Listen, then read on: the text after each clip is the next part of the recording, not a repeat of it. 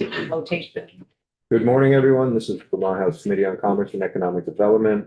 It is Wednesday, April 29th, 2026 at 10:55 in the morning. We're back from a short break. And we're going to continue on with our witnesses. So Louise.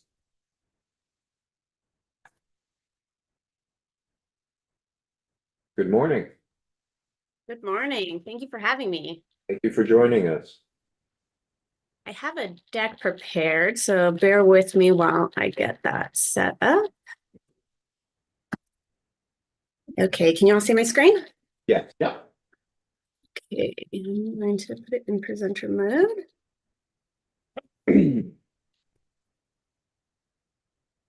Okay.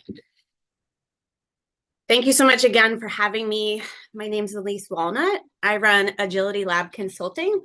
So I'm a privacy consultant working with some of the nation's largest nonprofits, universities, and foundations across the country. And I help them build the privacy readiness that protects their mission, supports their growth, and strengthens donor trust. So on background for me, I spent 16 years prior to consulting working in-house at nonprofits, largely larger size nonprofits such as the Nature Conservancy, Amnesty International, and World Food Program, as well as some of the digital agencies that support these nonprofits. And the reason I'm here today is to talk to you about the fact that when you're moving forward with this bill, you're rightly legislating not just Vermont nonprofits, but also the national nonprofits that engage your constituents. All of these groups collect, hold, and share a tremendous amount of constituent data. It's already been referred to a couple times, but that includes things like donor financial histories, health conditions, immigration status, reproductive rights questions, and family circumstances. And I find that often much of this flows to vendors and platforms in ways that the organization is not always aware of because they've never been pushed to fully audit it or understand it. So your bill in its current form protects nonprofits, but more importantly, the constituents who trust them. So I, just to make sure we're all speaking the same language here, I prepped this deck just to give you an overview of some of the things that nonprofits will tell you that they're up against, which are all true, but create a bit of a perpetual loop in terms of how they respond to the squeeze when it comes to revenue and their mission impact. So national nonprofits, for the most part, if they're raising $50 million annually, which is thousands of nonprofits across the country, spend between $5 million to $25 million per year across digital advertising, digital platforms, list vendors, and data brokers.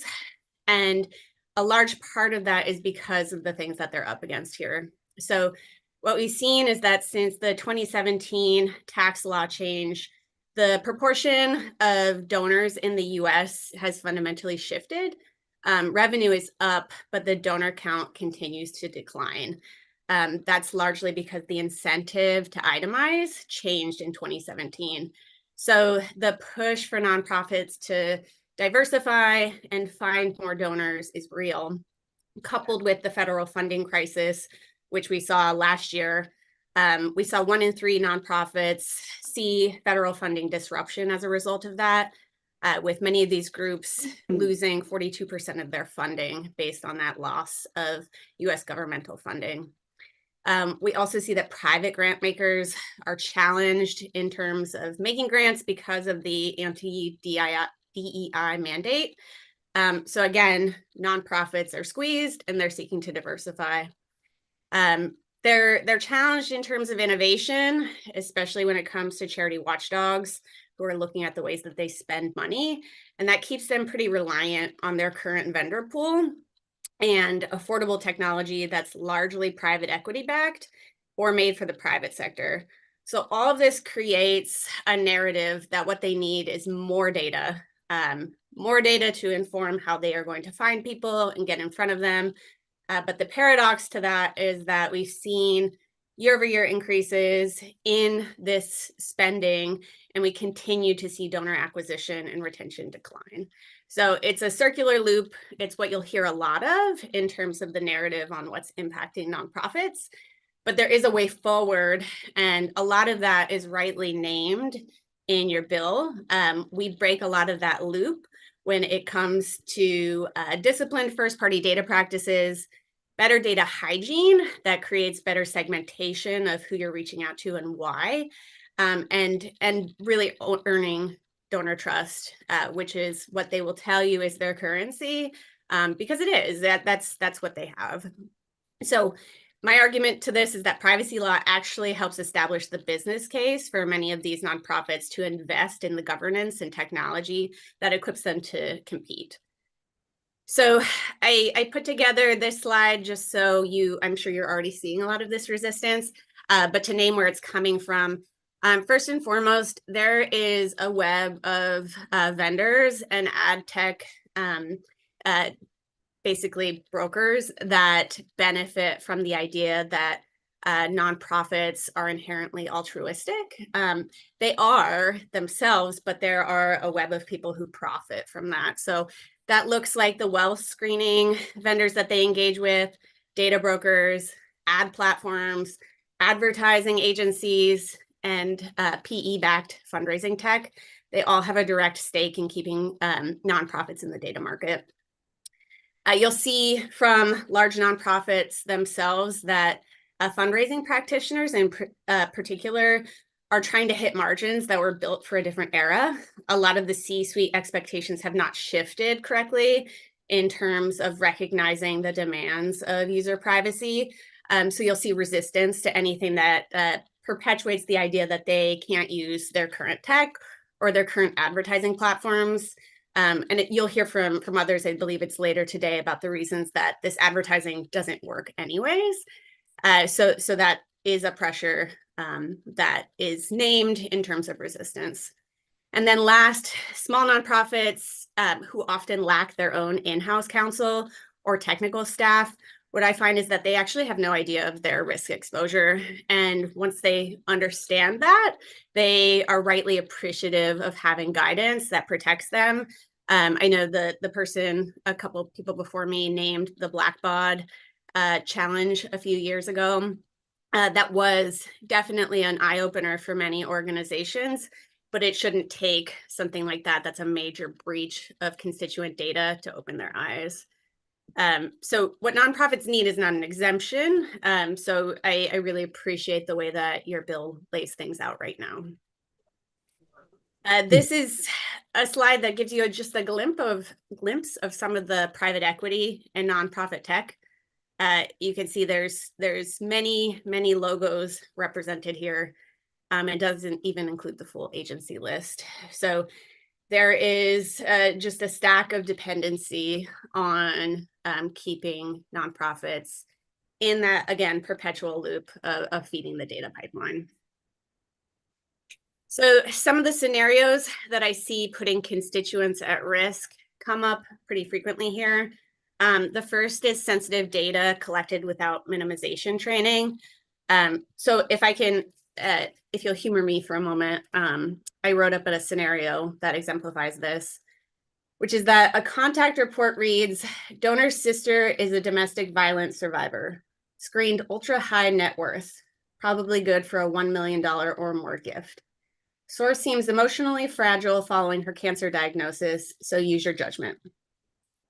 Reports like this sit on shared drives that are accessible to vendors, to staff, to volunteers. And while that's a composite example, a lot of the processes that nonprofits go through to understand who they should reach out to and why is collected in these report samples. For altruistic reasons, again, no one has poor intent, but their data flows are not mapped in a way that they can get back to that. The second piece here is because of some of those unmapped data flows and a lack of purpose limitation, what we'll find is that constituents are legally exposed. I believe Monique named the Facebook case that came up several years ago, 2022, where a Nebraska constituent and her mother were caught trying to trade state lines to seek abortion care. And that was because of the Facebook messages that they were exchanging in the subpoena there. So nonprofits, again, hold a lot of that sensitive data. And if they don't have the right training to understand where it's going and with whom they're sharing it, a lot of those outside actors are subject to those subpoenas in ways they don't understand. And then the last thing that comes up quite frequently is that consent by co-op fine print is something that is part of everyday life in the search for more donors. In particular, I think what's worth paying attention to is the digital co-ops. These are places where, if you're not familiar, co-ops will take data and exchange across nonprofits. And if a person clicks on an email sent from one organization to another group's list, they're considered as owned by that second group. And the email is sent directly to that nonprofit. So that consent, what they'll say is that it's named in the privacy policy, and that makes it eligible for it to become part of the other nonprofits database, but it puts everyone in that situation at risk. So I just have three more slides, I think. But two of the things that I wanted to name that I think are going really well in the current bill are the data level exemptions only. And that's primarily because of the fact that you're regulating national nonprofits as well. They need accountability based on what they're actually doing with data, and entity level exemptions just simply let organizations off the hook. And then the removal of barriers for consent forward advertising practices, I think, also come through really well in the current version, where you're not prohibiting first party or contextual advertising, the things that are legitimate means for reach, but you're putting regulation around targeted advertising that opens constituents and nonprofits themselves up to risk. I have two slides. I'm not going to spend too long on them for the sake of time, but two of the myths here. The first is that nonprofits can't afford to comply. And what I'll tell you is that national nonprofits are already complying in several other states. So they're already spending in the areas listed here. Any added costs would be incremental. Largely, their data brokers are paying for the costs to register for things like the Delete Act in California and so on and so forth. A lot of that cost is not being passed through. For smaller nonprofits who would be forced to comply for the first time, it's between, I would say, $21,000 to $43,000. But when you compare that to the fact that it reduces their risk of breach exposure, which at $160 per record times 50,000 records equals $8 million in potential liability, is quite affordable. So I think some of these things are preventative and they have many overarching uses. Governance translates across privacy, across AI, which is increasingly important, and across security. And then the last piece here is just for your purposes, what nonprofits actually gain through this. So outside of constituent protections, there are a lot of business benefits to this in terms of discernment on resourcing, understanding which data fields they actually need and which prospects are rising to the fore in terms of propensity to give is very useful for them. They carry less technical debt when they're auditing what's on their websites and removing third-party data sharing access that doesn't help anyone. And they actually have an easier time with vendor and funder negotiations when they have their paperwork in order in terms of DPAs, privacy policies, and vendor intake. And then last, I'll share this as an appendix. These are some of the recommendations that I have for ways that I think you can support nonprofits in this, primarily to address some of the smaller nonprofit concerns in terms of scaled timelines, reasonable safe harbor, and so on. So I'll stop there for questions. Questions for Elise? Nate? Thanks, Elise. It's just a good reminder about the fact that we're regulating national nonprofits as well as state. Somehow I had that has slipped my mind as well. Thinking about just focused on local. I was wondering, so I know in the past, a couple years ago when we were doing this bill, we had not put in the nonprofit exemption, and part of it was hearing about the different types of nonprofits that exist that one might not think about, whether it's like religious or whether it's sports or whether it's, specific affiliate type of groups or things like that. And you mentioned some of them are like data brokers. I was just curious, could you, if this is a space you could kind of respond to, I'm wondering about some of the nonprofits that have carry a specifically, we're thinking about sensitive data, a heightened risk of harm as a national nonprofit that we might not even be thinking about when we're trying to think about having safer regulations, I guess, on them. Yeah, so sorry, just to make sure I understand the question, what types of organizations might be carrying that data? Yeah, like if we exempt nonprofits across the board nationally, what are some of the like scarier nonprofits potentially that we're not thinking about that we are allowing to just function with people's most sensitive information? Yeah, so in terms of scary nonprofits, I mean, I think that could look a lot of different ways. But what I'll say first is that any nonprofit is likely to be holding sensitive information, and that's based on the nature of the things that people tell them. So that contact report example I read is not an anomaly. Again, it's a composite example, but each of those things are based on things that people think about when they're wealth scoring or they're trying to determine a criteria for whether to engage a person at this moment or that moment. So I think in terms of nonprofits that might be left hanging and without recourse, if there was a breach or a constituent risk, it's all of them. But for the groups that might be larger and engaging in these markets, I think big groups like reproductive rights groups, immigration rights groups, they actually appreciate the support and the backing that the business case gives them to get better data governance and to be able to stand for what their mission says that they do. So it runs contrary to some of those objectives when we're saying that we're doing all of these things in the name of fundraising, but we're okay with participating in some of these other data exchanges without any regulation. Does that answer the question, Monique? Yeah, thank you. Okay. Hey, Lisa, I was wondering if we could go back to, I think it's your third slide of the nonprofit doom loop. There was one element in there that I wanted to hear more about, and it was in that third component of innovation barriers. And what is making innovation and staff spending difficult? So, I mean, there are many things. Nonprofits are up against a lot, so I'll rightly name that.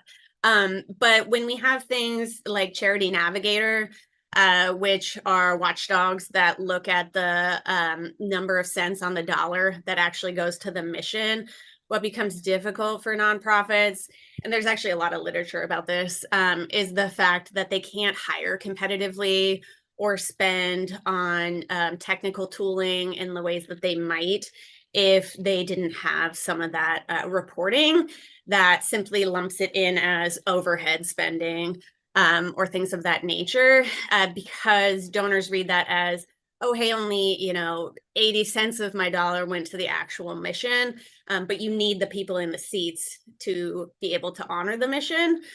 So some of that staffing that doesn't happen and some of the technical investment that doesn't happen keeps nonprofits in a place where they're generally behind in terms of ability to innovate. So data governance and all of these things that we're talking about that are good for business and for compliance get shoved to next year's budget or the year after that, so on and so forth. And so the comment you made about I thought I heard you mention like existing pool of vendors. The point being that, well, this is the entity that we've always worked with and we can afford, and they may not be compelling us to elevate the level of service. And so we're going to tell each other the same thing that Yeah. let's just stick with these people we're working for. Okay, I was trying to see if I understood that correctly, that there's something unhealthy in the operational mechanism and that we're seeing it both at a small scale and national. Is that sort of? Yeah, and the other thing too is that nonprofit tech is kind of a misnomer. Nonprofit tech is either, you know, a reduced version of something that belonged in the private sector, or it's largely private equity backed. So there's always a reason that it's operating in such a way. So that in and of itself is a challenge in terms of the Okay. tool. And then if you could make this a little more clear for me, that slide a couple later about the private equity and nonprofit technology. Yep. And I mean, this is very simply, please just, what's wrong with that? Can you just make that clear to me? So private equity in and of itself, I mean, we can debate the merits. I think that's a whole nother conversation. But I think what it creates is in the data privacy legislation conversation in particular, I think a lot of people hear nonprofit and assume that the only players in nonprofit are have that altruistic intent. And so my point here is that it's all a web of, you know, the people who are informing the ways that nonprofits think, and that there are for-profit vendors who are very much dependent on that as well. So the private equity shift here is it resembles the fact that when people are pushing back against some of these bills, they might not be doing it because they're acting on the nonprofit's behalf. They're acting on behalf of stakeholders. Yeah, thanks very much. That last slide, appendix kind of thing, implementation support, the first two kind of caught my eye. And I'm wondering if you could talk maybe a little bit more about what scaled timelines would look like and, you know, a safe harbor kind of issue. Yeah, so scaled timelines. My thought here was that I think what's always a debate across the states is what number of constituents, you know, a nonprofit or for-profit entity needs to be holding to be eligible to comply. So I think for smaller nonprofits who need longer runway to hire in-house counsel or to get some of their paperwork in order, it's difficult, I think, for them when they have the same date that's also hoisted upon, you know, the other entities operating in the state. I think we saw this during the GDPR rollout, is that a lot of groups chose not to engage in that market anymore because compliance was too hard, or nonprofits got nervous and decided that they were going to, it was creating an environment of fear. So these first two pieces, the scaled timelines and then reasonable safe harbor for good faith efforts, are meant to kind of address that and to create some partnership with nonprofits who are trying to comply, but need some extra resources and time to be able to. So when you say though scale, is that just a matter of a delayed effective date, or how does that work? That's what I was suggesting. Is that perhaps for the groups that are, you know, again, the national nonprofits are already doing a lot of this.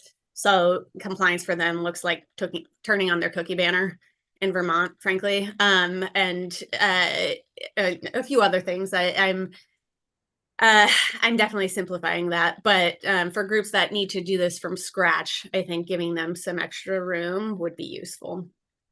So on the second one, the safe harbor, do you imagine, how would you imagine that being defined, or who would define that? So I think, I don't know. I know you mentioned earlier that the Attorney General is usually the one who sets some of this. But I think if you have any ability to inform that, I think defining State Harbor as evidence of their goodwill efforts to get some of this into place in terms of that could look like some of the data mapping that they've already engaged in. A lot of groups have websites and technical debt that they've inherited based on many generations of nonprofit staffing that has turned. So when you look under the hood at some of that, it's hard for them to even untangle what they need to do to have their arms around some of that data exchange. So some of that is, maybe it could look like signing on for tooling to audit those pieces. Some of those contracting pieces could be useful. Just follow up, just really. So do you know of other states that have adopted safe harbor definition in their statutes? I don't know that I have an example to draw from. I can certainly fine. take that back though. Yeah, Okay, thanks. sure.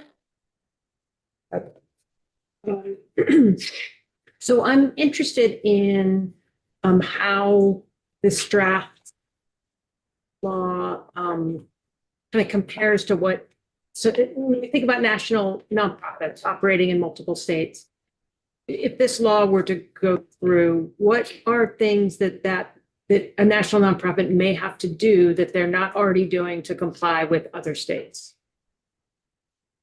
So that one, again, it looks a lot like, so typically what they're set up for on the technical side is, and this was kind of my point with this slide, is that they already have things like consent management systems. But like any large group, what they'll wait for is the mandate to comply in a certain state. And then they grant user rights based on that. So it doesn't look like a large expense to them. It might translate to what looks like a loss in attributable traffic. But again, that's more the result of attribution and where different data points are flowing because the cookie banner turns off some of those tracking technologies. So all that to say, a lot of these groups, again, don't have a lot that they will need to do to change. So it's a positive win for constituents and nonprofits, again, need to be pushed to think about the ways that they diversify their revenue and do more of that first party data collection rather than relying on algorithmic learning and cookie-based tracking. Does that help answer that one? Sort of. So are they doing this work for any others based on the laws of any other state? Oh, yes. Yes. And what would be, and I Oregon. guess, yeah. And what would be Oregon. the difference? What would be the difference in Vermont if this bill goes through? Sorry, go ahead. Oregon, Colorado, I'm trying to think of a few others, some provisions in Minnesota and Connecticut, I believe. And there are 7 states in total that don't exempt nonprofits. So the obligations, I think, will just change in terms of, if you, like Oregon has a right to know third parties provision where they have to name each group that they share data with by name instead of category. So some of these are, technical complexities that might influence these pieces. But the point is that their consent management tools already extend across the US in terms of coverage. So they just need to change the geography of the technical pieces so that, their cookie banners and some of those tracking capabilities are switched on for Vermont. So these costs are reflective of what a smaller nonprofit who isn't complying at all at this point, and is specifically only has Vermont-based consumers would have to bear. Okay, thank you. Sure. Questions? Okay, great. Thanks, Elise. Thank you. Really appreciate the time.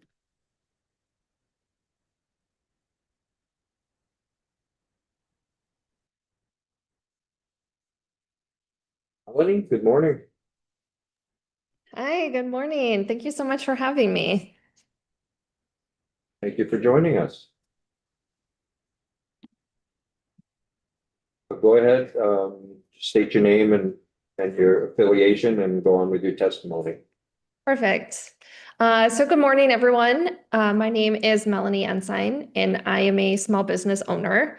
I am the founder of Discernible, which is a cybersecurity and privacy communications firm. I have a master's degree in corporate public relations from Boston University, and I spent 15 years working in PR for some of the largest technology companies in the world. I'm here today in support of S71, and I want to be useful to you in a very specific way because I'm not a lawyer or a political expert. But I know exactly how the companies lobbying against this bill have been talking to you because I've been in the rooms where those strategies get developed. And I want to name some of those tactics today, plainly and by name, so that you can recognize them for what they are. The first one is harm denial.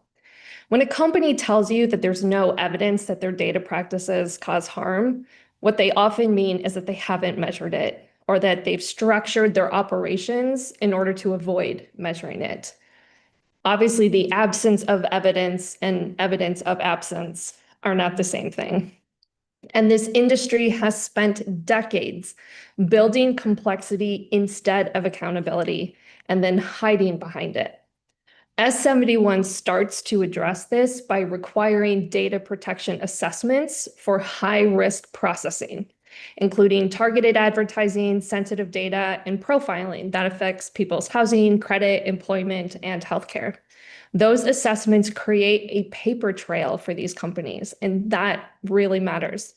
The second tactic is consumer blame. You've probably heard some version of the argument that people choose to share their data, that they agree to terms of service, or that they have all the tools that they need to protect themselves, those tools being very long lists of toggles in an app that are buried after screen and screen and screen. And I want you to know that this framing is both deliberate and well practiced. And your bill actually names this specifically. S71's definition of consent explicitly includes agreement obtained through dark patterns, or I'm sorry, explicitly excludes agreement obtained through dark patterns and acceptance of broad terms of service that bundle privacy language with unrelated content. And that's not an accident. The people behind this bill, the people drafting it, including some of you, knew exactly what they were doing. The consumer blame argument is a rhetorical device. It's not really a description of reality.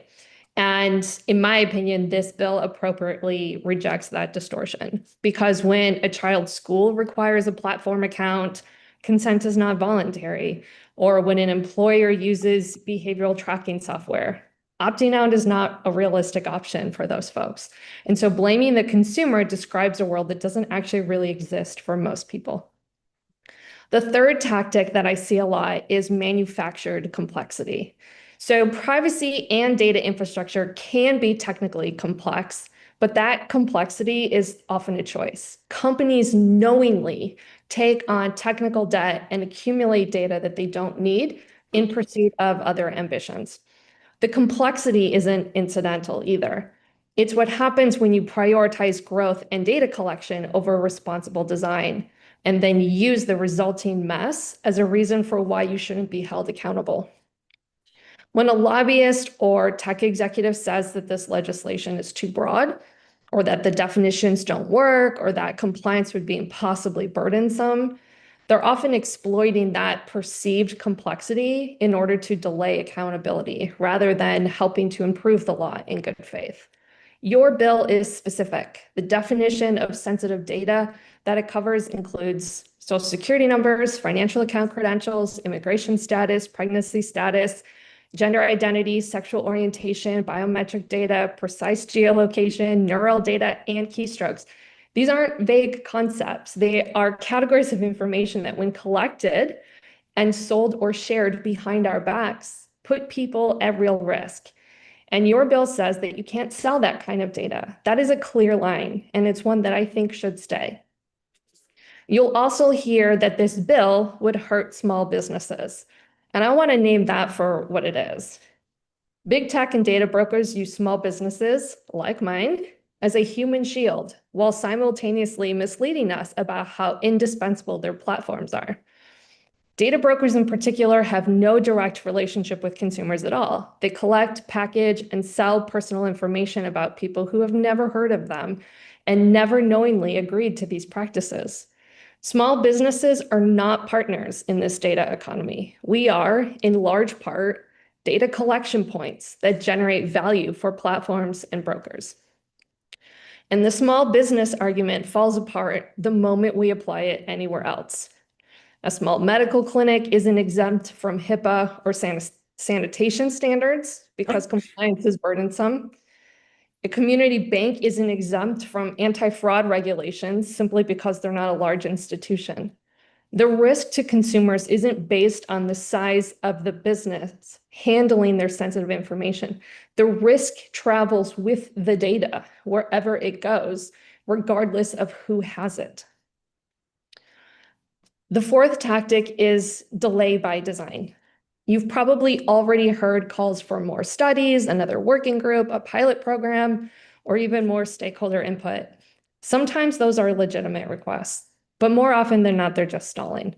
This industry has had decades to self-regulate, and every year of delay is a year of continued extraction at the expense of consumers.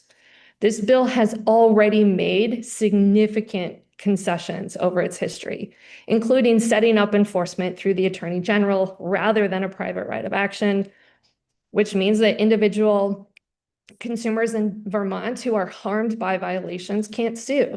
The state bears the entire enforcement burden with a single team of 2 attorneys and 1 investigator, appropriated with a mere, $650,000. The industry has already gotten a great deal.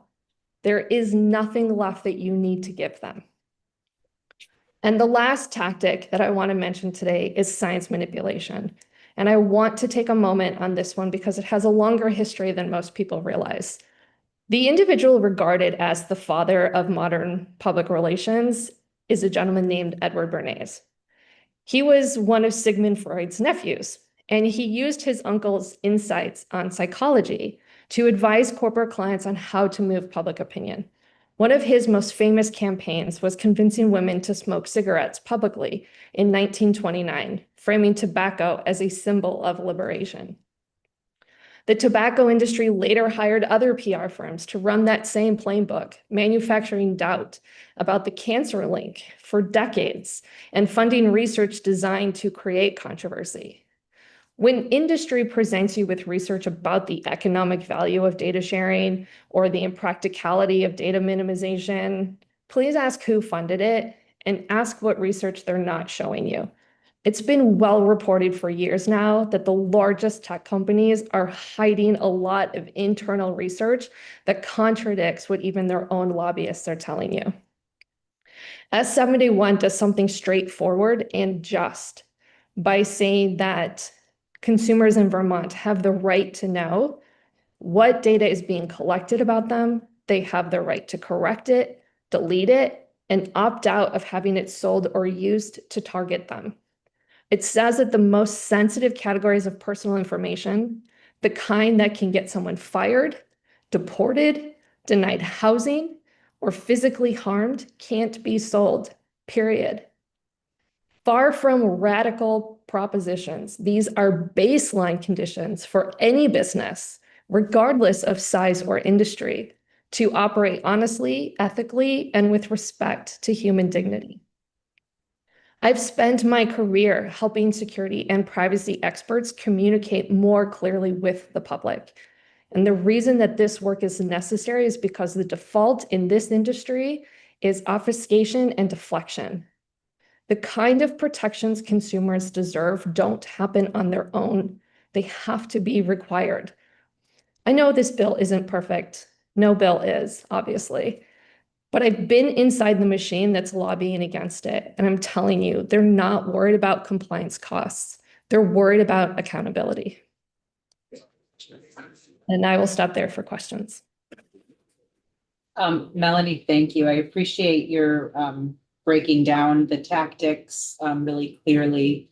And I know that when we talk about these kind of things, even a kernel of truth forces people to shift the way they think about it, whether it's the entire, whether all of the information is true or not, right? And so I just want to focus on a couple of things we heard today and ask you for some feedback on that, because what we heard is for nonprofits, there's a little bit of it's not clear for them if they're collecting she, her, he, him information. Is that breaching, and does that put them in the sensitive data for gender identity and food allergies for kids? We don't want to make it more complex than it is, and we still want to make sure that data is protected. And I'm wondering if you have thoughts on the language in the bill on those two things, and then I have another question. Yeah, so I think, and this is coming from my experience working with the technical teams who actually build these systems, both in terms of collection, but then also for compliance. So a lot of it depends on how the data is collected and how it gets stored. Like in the moment that they are collecting, for example, pronouns or information about, food allergies for children, like you mentioned.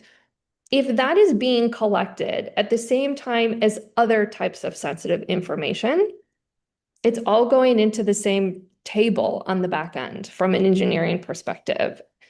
If there are different instances, if this information is being collected at different points in time or it's being stored somewhere else, it does become more complex because now you've got the data that is decentralized in all of these different systems, right? If I had a magic wand, I would want companies to just design their systems better, so this would be easier. But the adding an additional data field within the bill, at least from my perspective, and I'm not a policymaker, I don't write laws for a living, but I feel like it's really about the intent of can this data identify something about a person? Because we didn't used to think that certain types of data was all that sensitive, right? I mean, our federal government still uses our social security number as the key identifier in everything that we do, even though all of our numbers have been breached so many times. So we didn't know the damage that could be done with individual types of data. And my concern is that the precision of, it's pronouns or it's this number or this number or this number means that when data that doesn't fall into that category is used to do the same harm, we don't have that same level of accountability. Yeah. Does that make any sense? It does, yeah. And I'm thinking about it from two positions, right? As the consumer, right? If you're not going to hold the data on me and every time I go to one of your events, I have to tell you that this is my issue, right? That, these are my pronouns, these are my food allergies. It's a little bit annoying, but it's not a lot annoying versus, hanging on to that data ongoing. And that's going to be a business decision, right? For those businesses. Yeah. But well, if you think about, for example, even for e-commerce, a lot of sites will give you the option of do you want to save my data for next time? Maybe yes or no.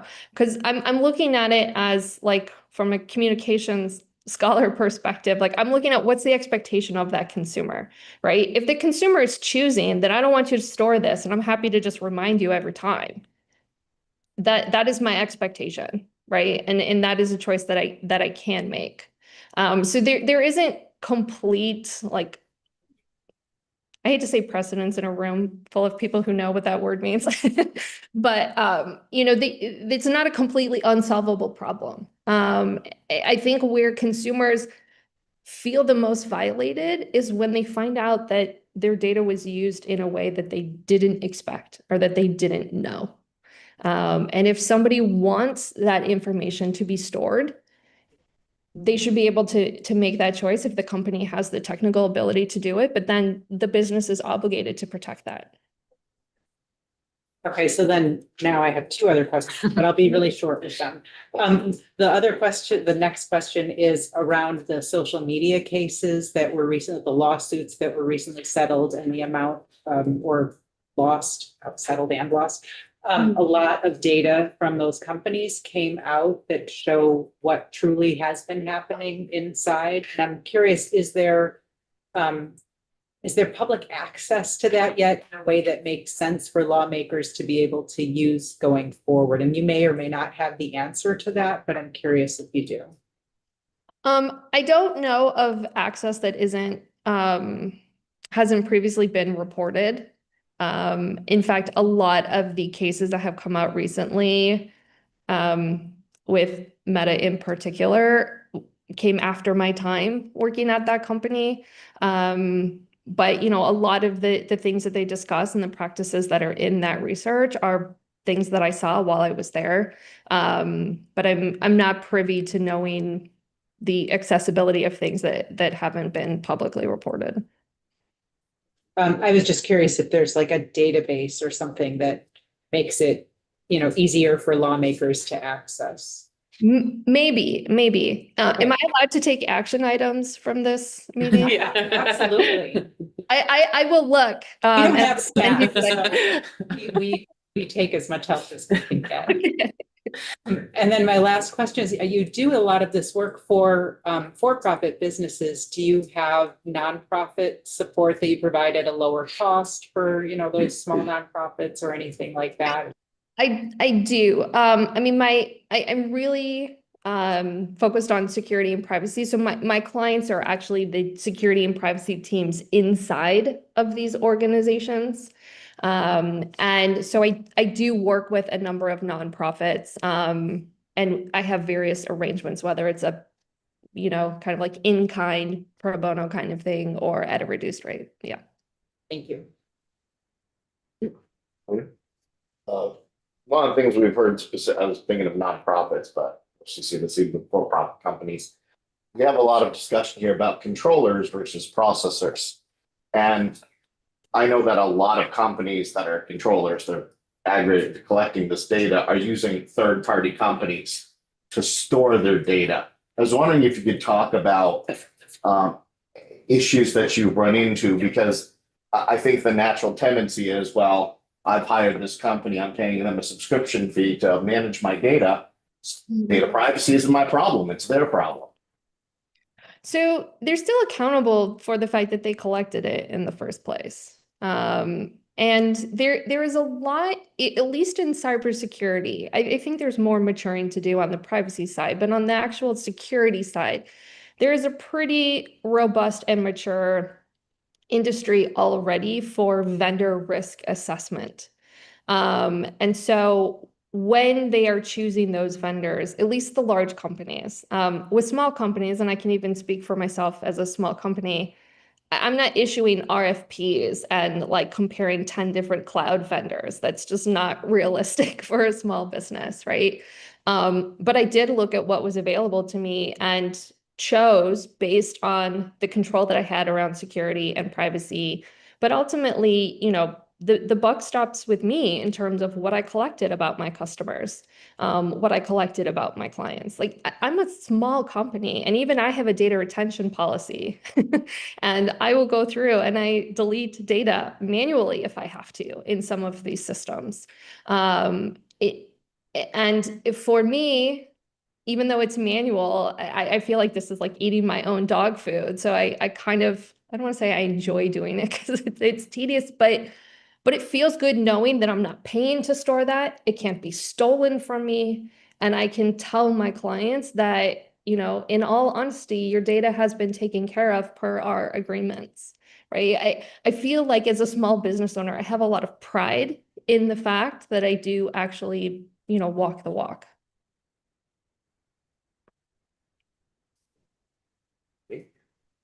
Yeah, thanks, Melanie. Sorry, we were readjusting witnesses. I have to go back to what my question was. Shoot. Okay. Thanks.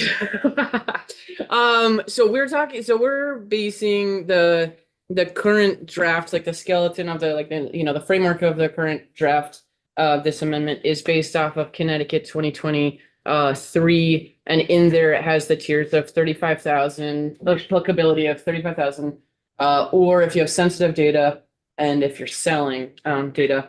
And so as far as the sensitive data being a trigger for businesses, I'm just wondering, like, in your mind, is it likely that if say a Vermont business is doing any type of business like in New England or nationally, that they probably also are going to trigger the sensitive data and have to comply with Connecticut anyways, in the very least of even thinking about them triggering something else. So I'm just wondering about the likelihood of like a Vermont business triggering that, and not just having Vermont be like the first thing they have to comply with. Yeah, well, you came to the right place as a non-resident expert in Vermont businesses. At least from my perspective, where I think the most likely area that may be triggering would be for either like those small local nonprofits that are serving very specific communities. And on the commercial side, potentially for your smaller like brick and mortar retail businesses where maybe they don't have interstate commerce, where things are pretty local. And to be honest, like I think a lot about those types of businesses because I would be one of those businesses in my home state. And it's something new probably for a lot of them, but at that scale, it is manageable. And one of the things that I found is that there are tools for small businesses, and quite frankly, a lot of the free stuff that we're used to using because we're small and we're looking at economies, they just overload us with so much more crap and data than we actually need. And if we could be more precise and if we were more educated on what do I actually need and how should I be storing it, in the same way that as consumers, we learned that saying yes to all of the cookies and trackers on websites were not great for us personally, right? Like I remember like having to learn how to clear my cookie cache so that I could like do other things on the internet. So I do think that there's a bit of education and awareness perhaps with those types of small businesses, but when you're on that scale, it's manageable because you're not dealing with millions and millions of, customer data records. Thanks. Other questions for Melanie? Melanie, thank you for joining us this morning. Yeah, you're very welcome. And I will look into the accessibility of those social media reports. Great, thank you. All right. Thank you. Take care. You too. So we have one more witness on this, but what we'll do is switch gears for a second. And Representative Kimball is with us to go over the amendment to S 327, which is up for action tomorrow. And then we'll come back to Merrill after. Charlie, if you want to join us. Sure. Mr. Chair. Thank you for coming down. Representative Charlie Kimball, representing Woodstock, Reading, and Plymouth on S 327. So you sent to us the S 327 with some additions to the original bill. Consent sent over to you. So we did make some amendments to it, or proposing some amendments, which will be reporting on the floor. So we did not do a strike all. We just did instances of amendment, so that you can track it more clearly. Won't take much time. They're not that significant. The first is looking at the VEGI program, Vermont Employment Growth Incentive Program, and we agree that we should remove the sunset because it's proven to be a worthwhile economic development tool. So that we should be continuing on with VEGI. It's got a long history. But we also are mindful of the tax credits and tax expenditures and try to make sure we know what is really being promised there and looking at the relative use of the amount that's been authorized. So we looked at two different levers and trying to figure out how to consider what to do with the VEGI program, either looking at the sunset And that's always a good way that the Ways and Means Committee likes to review programs every 2 years or 5 years or whatever. We said, let's remove the sunset, but give us another tool and toolbox, which is to look at the amount of the initial applications that can be approved. And there hasn't been recent demand that exceeds the $5 million, which we're suggesting, but giving VEPSI the ability to go up to $10 million in those initial approvals or final approvals, I'm sorry, so that they can get that from Joint Fiscal Committee. So as I look through the report, Veggie does a great report, VEPSI does a great report, delivering what the history of the program is in terms of its annual awards, and also whether it's the regular veggie program or green veggie or below area income veggie program. So it's a great report, and it was issued, I believe, last September 2025. And according to that, there are very few years in the recent past where they've exceeded that $5 million in final applications. So that's why we made that recommendation to go from the 15 in initial applications down to 10, and final applications or final approvals down to 5 months.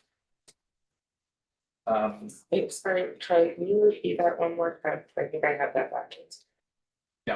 So initial approvals for a veggie application would go from 15 down to 10 million, and the final approval would go from 10 down to 5. Thank you. Charlie, can you give us where they are, where they have been in the last few years? Sure, and I'm pulling this out of their annual report. So first, before the actual amounts that have been paid out in incentives, I think last year was 2.2 million. And so the actual amount, the expense to the state and credits is significantly higher than the amount of the initial cap, because businesses, they have to earn their credits. And so in many cases, a business finds that circumstances change. They don't have the kind of employment growth that they thought they would. So the initial approvals don't actually then pan out as they were. So the program caps the applications in 2024. Final approvals was 1.8 million. 2023, 721,000. 2022 is 5.4 million. So it's a little over that 5 million cap, but you could easily ask JFC for it. 2021 is a bit of an anomaly at 9 million. And then 2020, 3.2 million. 2019, 8.2 million. And before that, going 2018, you'd have to go all the way back to 2012 to where it was over $5 million. So there's still, even though we lower the thresholds, there's still the ability when we're out of session, if something comes up before Joint Fiscal Committee to, with recommendation from the governor to approve higher cap. Yes. And it's been that way, but what is the timetable for that? I mean, they don't just gather the drop of a hat, so lately, a few months, just once Where VEPSI is, I mean, we're Joint Fiscal Committee. I'm on Joint Fiscal Committee, and last year we met, I think, probably 4 or 5 times. And so, and if there is something that needs to be decided on, Joint Fiscal Committee can call that meeting. Cool. Yeah, It's fairly nimble. yeah. There's 12 of us, I can't remember the exact number. Perfect. So again, can you go, so you reduce the caps, initial and ongoing? What was the rationale for that again?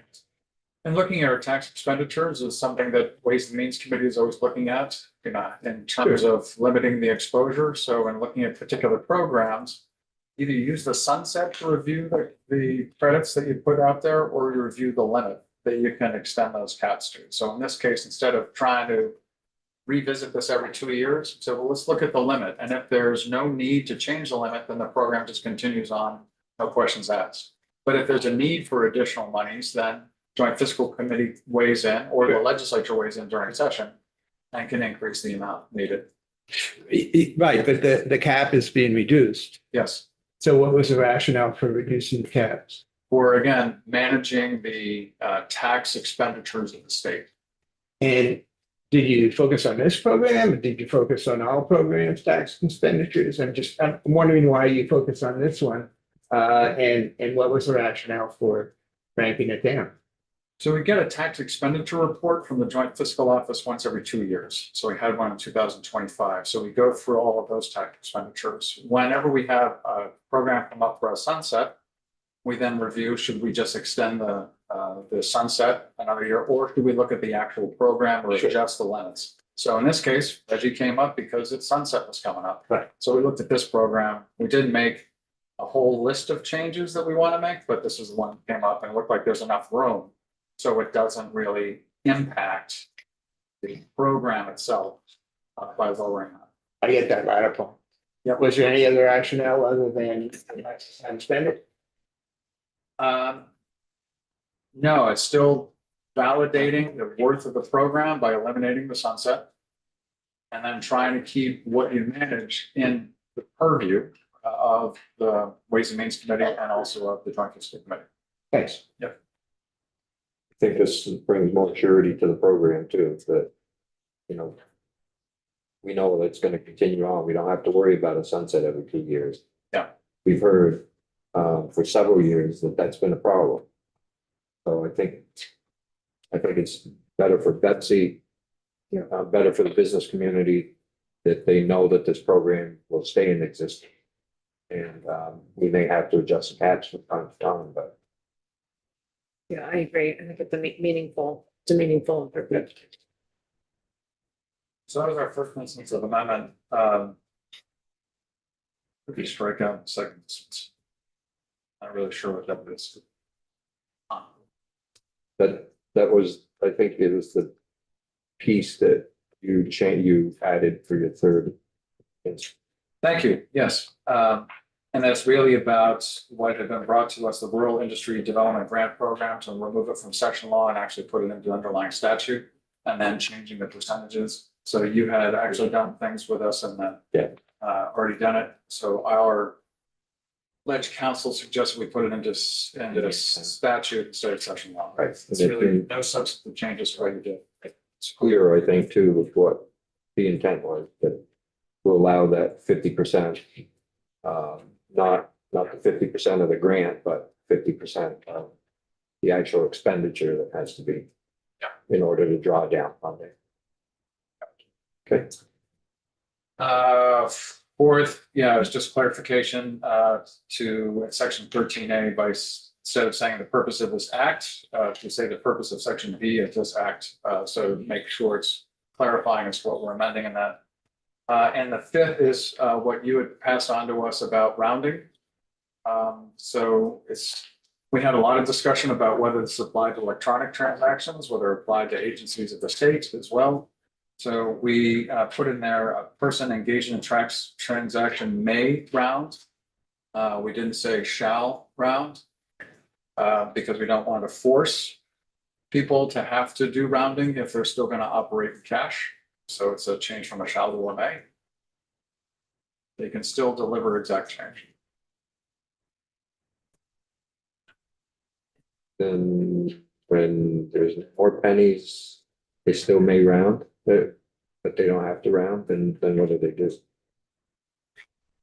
There's still pennies. So. Well, there will be for a time, but Right. eventually, it's like Canada, there's no more pennies. There's no more pennies. So when we get to that point, are they still a may? We'll have to figure that out. I mean, Canada is senseless. That was a joke, Mr. Chair. No, we are being recorded. We had, With a C. yes, that's what see. We had so many jokes and puns on this particular issue, but we just couldn't. Yeah, we Well, we appreciate that. Senator Kimball, and on your way out, we'll give you a penny for your thoughts. Thank you so much. These are my thoughts and my thoughts alone on this. So, and that's really the only change to that section, I believe. Okay. Can you just talk about number 2? I'm sorry, line 17 on page 3. Yep. A person rounds a cash transaction on the section, any cash refund of the amount paid shall be issued to the purchaser in the exact amount initially paid for the goods or services. Just curious why that was necessary to add It took me a few readings to understand what it's doing. It's about a refund and it's making sure that people can get their money refunded as cash. Right? The exact amount as cash. I'm gonna have to get back to you. That was a suggestion of Budget Council. Okay, Yeah. I can follow up with the council. Maybe we need to explain Yeah. too. Or was it Rick that made that, or was it Cameron? Yes. Yeah. Thank you. They're both in a room, have documents. So next, under notice requirements on page 4, you had required the Department of Liquor and Lottery to provide written notifications to all retailers. We received input that instead of requiring the Department of Liquor and Lottery, that some of the associations are better suited and better able to provide those to their establishments. So if the Liquor and Lottery Department come up with the right template of the model of that information to be distributed out to retailers, then they could do that more effectively than the Department of Liquor and Lottery. So there was something also about in there saying free. These notices shall be provided free. So we had a large discussion about what does free mean? Is it free of charge at no expense? Who bears the cost? That kind of stuff. So if it is, they develop the model notice, post it on their website, and inform the associations, and the associations can distribute it more effectively. That is exactly what we were thinking of.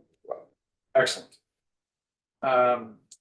And then to make sure that they're posting that model notices to somewhere prominently in their location. We had a number of discussions about that. And the Secretary of Agriculture is still involved, obviously, because they do weights and measures to make sure that there's still faith in the system as to, is it an actual pound? Is it an ounce? What is it there? Seventh instance amendment, we struck out the last sentence in that particular part because it wasn't necessary. And I think it still had to do with rounding 14A.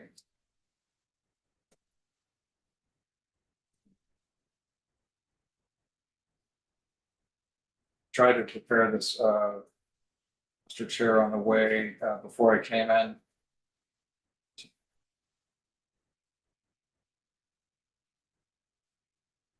We don't have to get back to you in specific, but it was a little confusing that that last sentence was in there in that particular section. So Ledge Council recommended taking it out. In the 8th section, we did 8th instance of amendment. This is about the CPACE program. And we just wanted to be clear that the section shall not be construed to affect a taxpayer's liability or the municipal's responsibility. So we weren't incurring or making it, making the municipality responsible for paying the loan under the CPACE grant or the assessment. The assessment. Any questions for Commissioner Kimball? I just, one of the concerns I have about this whole May round. So Yeah. what I'm afraid of is if how can we make it so it's not at a per transaction level? Because if I happen to be a Greek shopkeeper and I come in and it comes up 1372, then I'm deciding I'm not going to round. Now, if it's 1374, I'm going to round because I get an extra penny. Well, there's, in this instance, is saying if you do round, then you have to follow these exact guidelines. Right, but how do we know, how can we protect against a per transaction situation? You know, like I said, I'm worried, someone comes in at 8 o'clock, their number comes up 1372.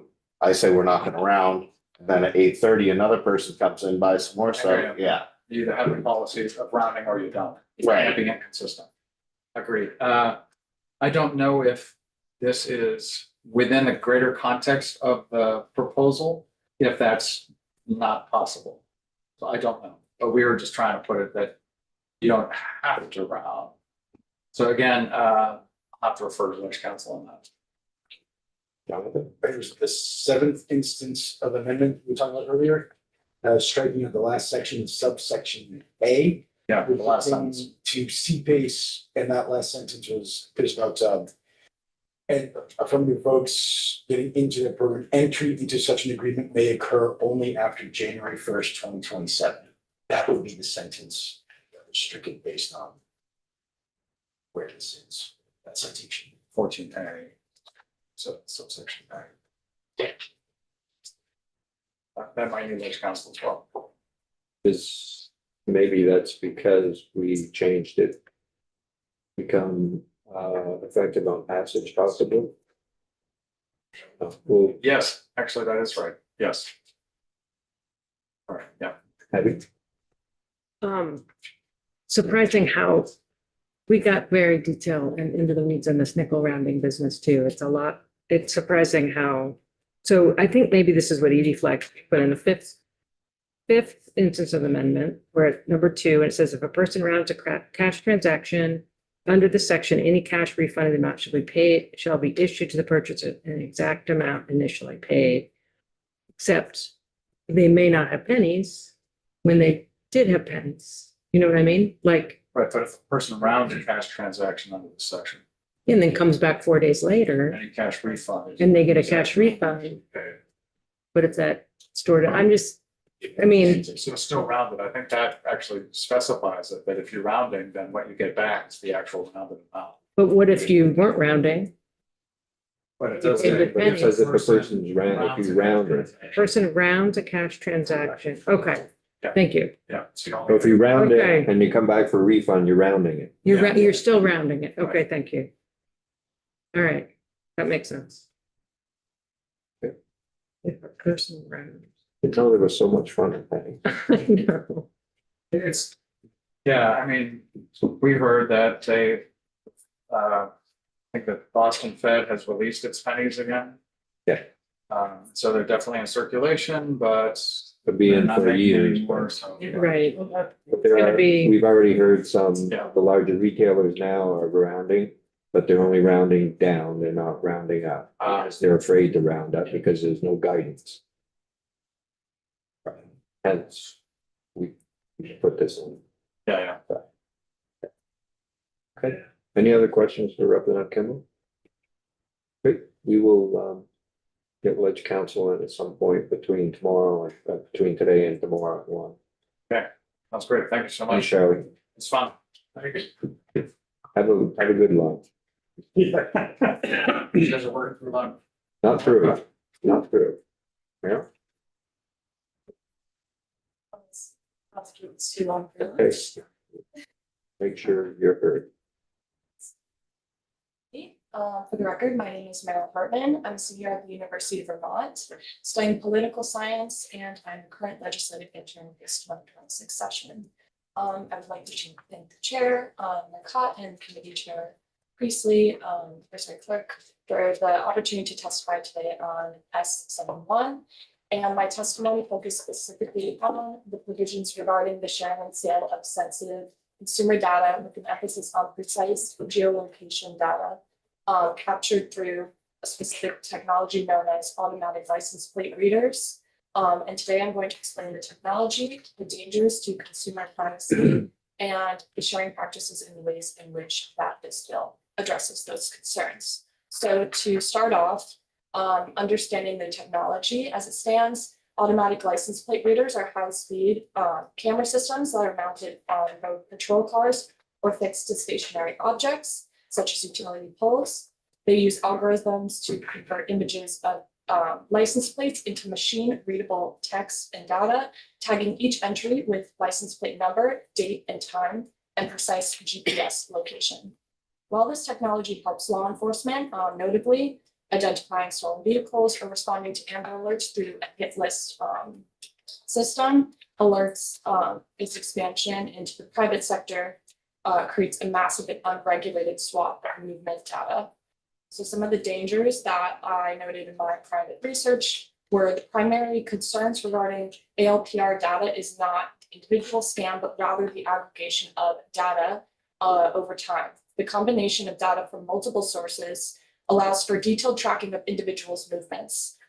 This creates an intimate profile of drivers' lives and potentially reveals the privatized habits of individuals through the collection of movements in their private lives. Additionally, profiling, which is included on this bill, of automatic processing used to reveal the behavior of an individual based on their driving behavior.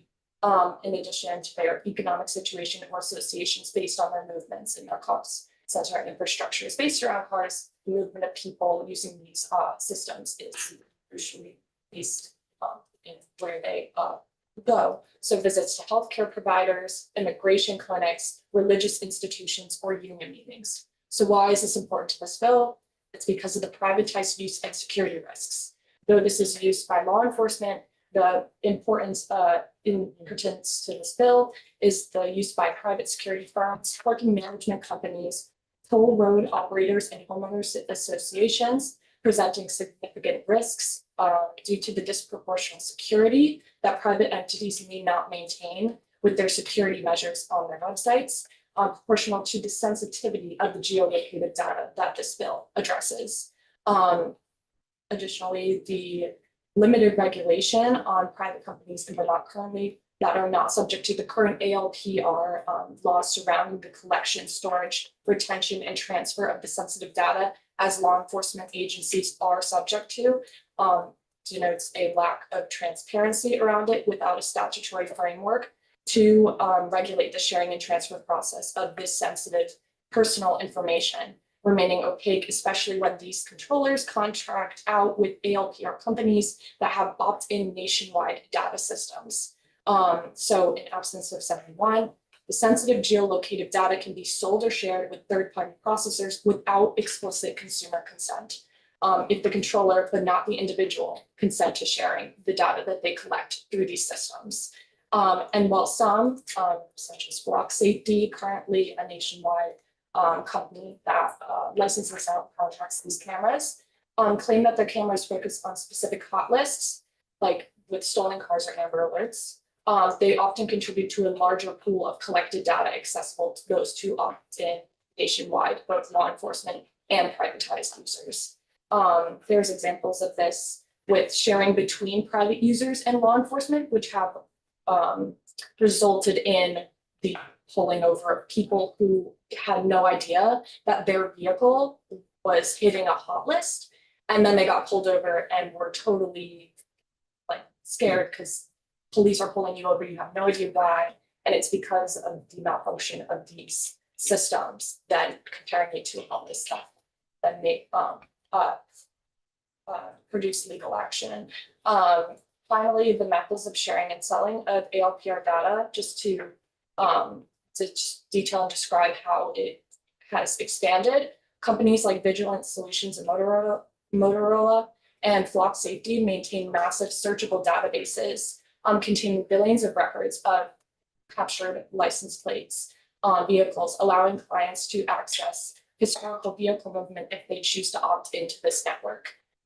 Subscription services for law enforcement agencies can buy subscriptions even if they don't use the cameras themselves to Vigilant law enforcement archival reporting networks, such as that of Vigilant Solutions and Motorola, to allow police to access data from other law enforcement agencies, and this could be cross state lines of this data collected by both those privatized entities that opt in and law enforcement.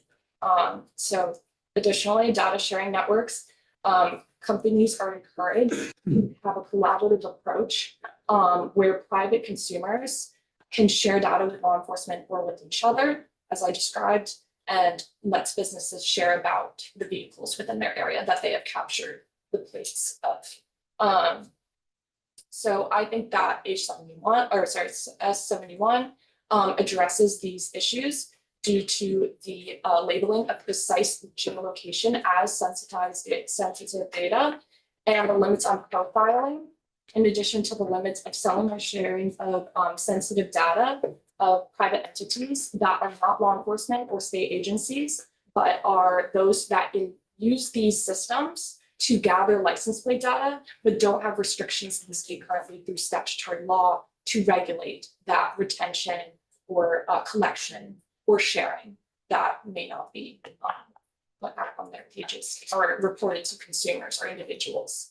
who may never know that their license plate has been captured by a license plate reader and now sits for as long as those retention limits upheld by each individual company. Flock's safety is around 30 days unless you accept longer terms to data retention, but within 30 days, you don't know what's happening with that data. And as we know, they have been used in exploitative practices and have been shared with law enforcement or other agencies for legal. So that's my testimony today. I think ALPR technology does offer benefits for law enforcement efficiency, and the vast data collection by private entities other than those exempted in this bill pose a clear danger to consumer data privacy and protection. The mass collection and the removal of consumer consensual sharing is inherently removed by the opt-in and data flow systems that these systems institute. And S71 ensures data sharing arrangements are transparent, compliant, and subject to the explicit rights of individuals by barring such deceptive and evasive practices of accountability as Melanie before described, which I think coincides perfectly with these kinds of systems that operate collecting consumer data. And I urge the committee to support these provisions in this bill. Questions? Thank you very much for this information. I'm in first talking. I'm curious about I don't know if you have further information on the hot list, but is that also created using with like AI and various technologies and inputs? I think that the hot lists exist within the framework of like the police agencies, law enforcement agencies, for those that share their hot lists with the other users. And AI is merely the function of identifying and reading the license plates that these cameras capture and comparing them with those hot lists almost instantaneously to then direct a hit. So if that answers your question, or I can do further. Okay, that's great. Thank you. A question from Meryl? Thank you very much.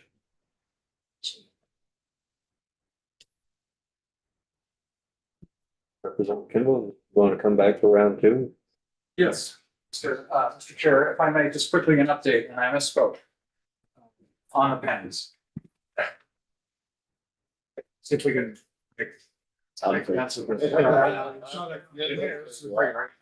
Bringing back your 2 cents worth. Yeah, so I misspoke. It actually is all the same language in the mayor shall. We didn't change the shall or not. Okay. So it's there. The thing that we did, because you had listed person or business engaged in a cash transaction, we changed it just a person because person includes business. Very little change. Very little change. And then there's the distribution of the posters.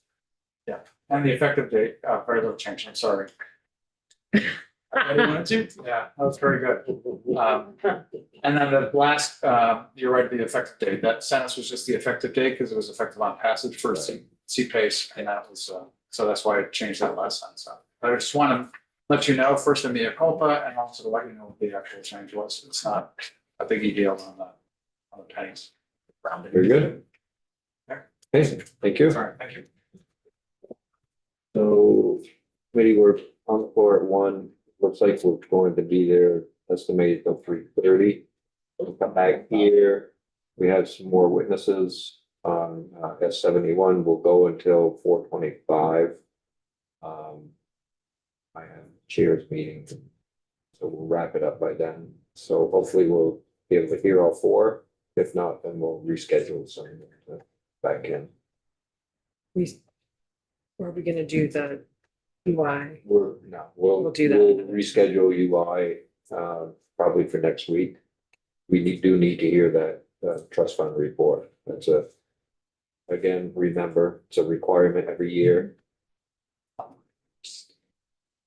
Okay, so we can go off live and have a